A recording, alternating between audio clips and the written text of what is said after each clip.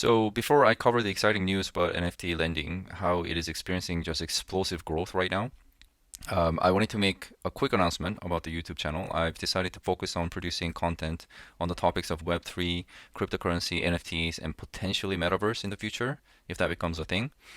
This is mainly because I know very little about these things, but as an investor and a software engineer, of course, I wanted to educate myself and follow news in this area and take you guys along the journey. I thought that would be very cool if we all learn and get better at these topics.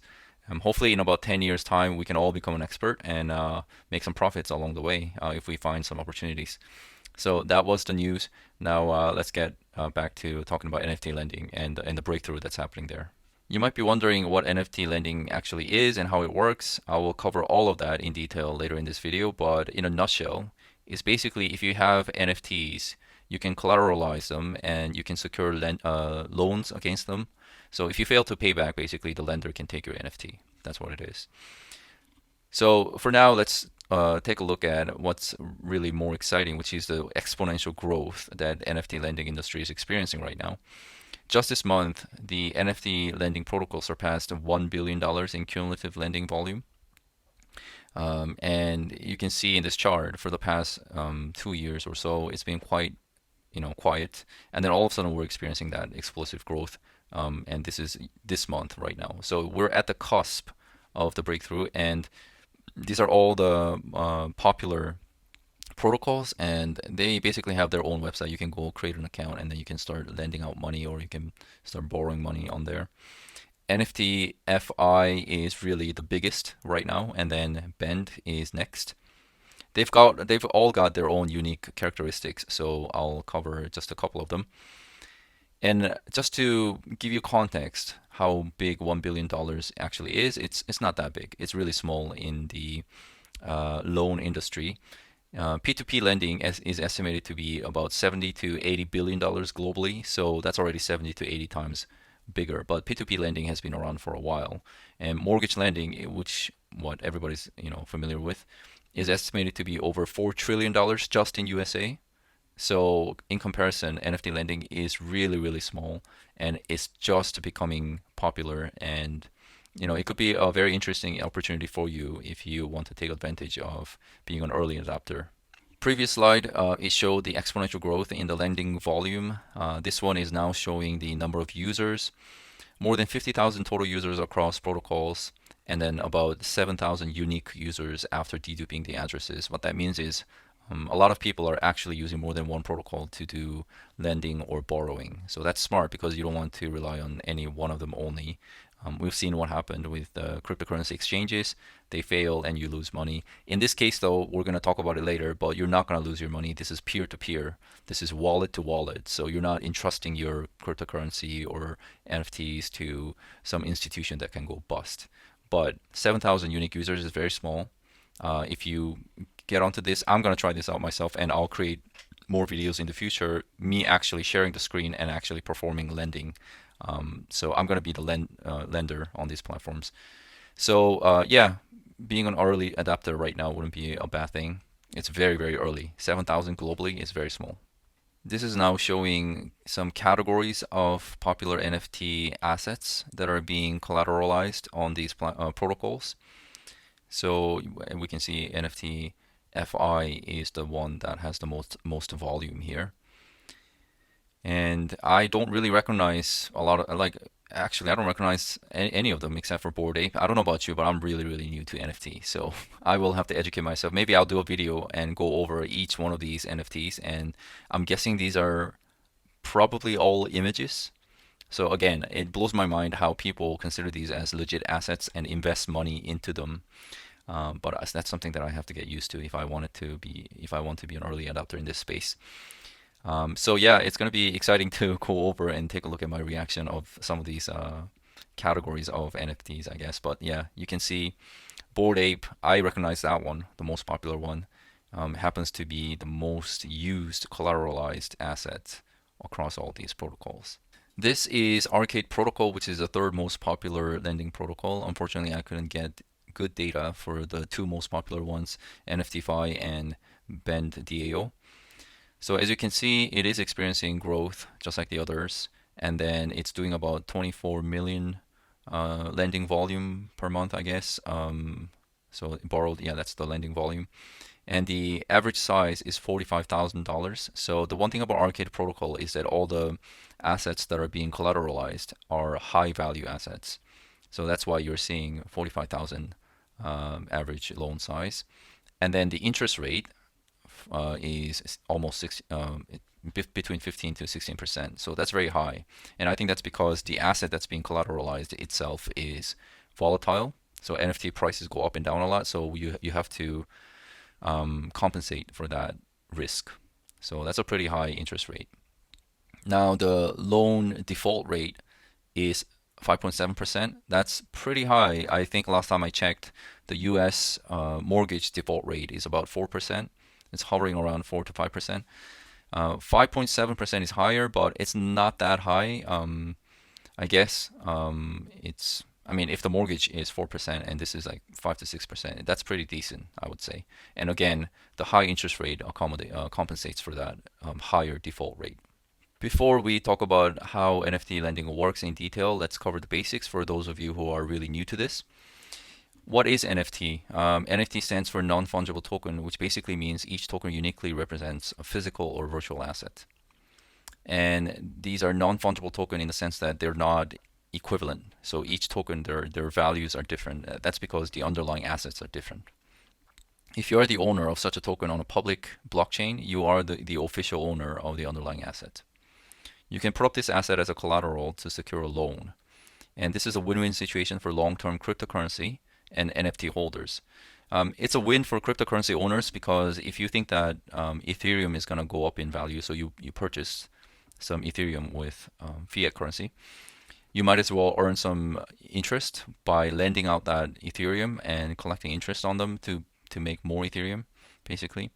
And for the NFT holders, it's beneficial because they purchase the NFT thinking that the value of the NFT is going to go up. But if you need cash in the meantime, then you can put that NFT as a collateral and borrow cash or more cryptocurrency. So let's talk about how the lending actually works. So this is a diagram that I got from NFTFi. And it looks like it's a pretty simple 4-step process. The first step is for the borrower to list his or her NFT on the platform. So I'm guessing it's going to ask you to connect your wallet and things like that, and then you can specify which of the NFTs that you own you want to list. And then the lenders probably takes a look at a whole bunch of different NFTs that are on the platform and makes an offer. So in this case, all of these three lenders are basically making an offer of 30 days. The duration is all the same. And then 100 here seems to be the principal amount. And then 105 is the total repayment at the end. So 5 is the interest. And the step number 3, the borrower looks at all the offers that are made against his NFT and then has to select one. So borrower accepts this particular one. And when he accepts it, it looks like from the lender's wallet, 100 goes into the borrower's wallet. And the NFT itself is locked up in escrow. And then after that, step number 4, there's 2 outcomes that can happen. The outcome number 1 is that the borrower repays everything in full. So 105 goes back to the lender's wallet, and then the NFT goes back to the borrower from the escrow. And then the other outcome is that borrower, of course, defaults and fails to repay. In that case, the NFT simply goes to the lender and borrower keeps the 100, and then the loan gets foreclosed. I'm going to now cover each of those steps mentioned before in more detail. So step number 1, borrowers list NFTs. First, of course, you need to connect your wallet. That's something I mentioned before. And you can customize account profile on NFTFi. So that's probably like uploading your own avatar images and things like that, having your own profile like Facebook. You can list the collateral NFTs with guidance for lenders. So yeah, I didn't know about this, but you can specify the loan amount in one of these 3 cryptocurrencies, and then you can also specify the interest rate and the duration. These are all just guide. Ultimately, the lenders will have to make the offer. And you pay no gas fees for listing collaterals. So if you're not familiar with gas fees, That's something that has to do with the running the smart contracts. I'm not going to cover in detail what these are, but basically what this means is there's no extra fees that you have to pay to do all of these things. Step number two, lenders make loan offers.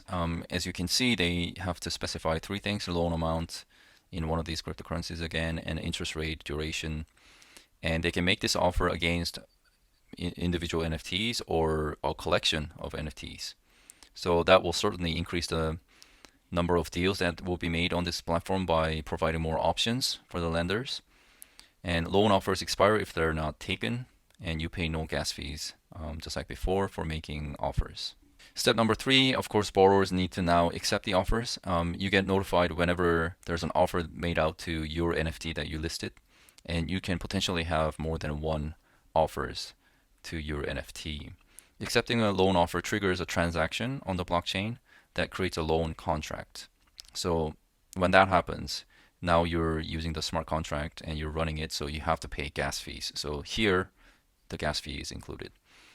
Sends the NFT to the NFTFi escrow smart contract, and transfers the loan amount from the lender's wallet to the borrower's wallet.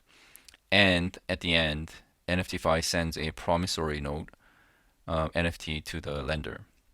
So this is basically saying, like, NFT will be delivered to you if the borrower defaults. So it's a promise. Step number four, borrower repays loans. It looks like NFTFi has convenient features like notifications when the repayment due date is near. And the borrower can use the entire loan period to pay back the principal plus interest, the total amount. And then the last point is really interesting. There is no auto liquidations on NFTFi. So what that means is NFTs, being NFTs, they are quite volatile in their price. So if the price suddenly drops, then they're no longer kind of valid to be collateral, right? If they drop to nothing, then even if the lender collects the NFT when the borrower defaults, it is useless for the lender. So it would be useful if you can set a threshold where if the price of the NFT drops to that point, it automatically closes the deal or something like that. But none of that is available, so it's really risky for the lender. So you have to keep that in mind when you're setting your interest rate. Step number five, lender forecloses overdue loans. This may or may not happen. Only the overdue loans can be foreclosed, and the NFT collateral is then transferred to the lender, and then the lender's promissory note is burned, meaning the promise has been delivered. So that is everything. I hope this has been interesting for you. I know this is interesting for me. As you know, I do this kind of a loan type of investment with my income funds, and this is certainly a lot more risky for me. That is it for this video. I hope this was interesting for you. It certainly was interesting for me, and I'm looking forward to making more content, actually logging onto, let's say, NFTFi and making lending and sharing the screen with you guys and showing you the steps that are involved on their website. As you know, I do loan type of investments with my income funds. In my other videos, I've mentioned that, and this is certainly higher risk, but at least there's that NFT collateral that's coming with it. So it's asset backed basically. Whether I like that asset or not, we'll find out, but I'll try it out, and I'll share my thoughts and my feedback and whether I'm going to continue to being the lender on these platforms.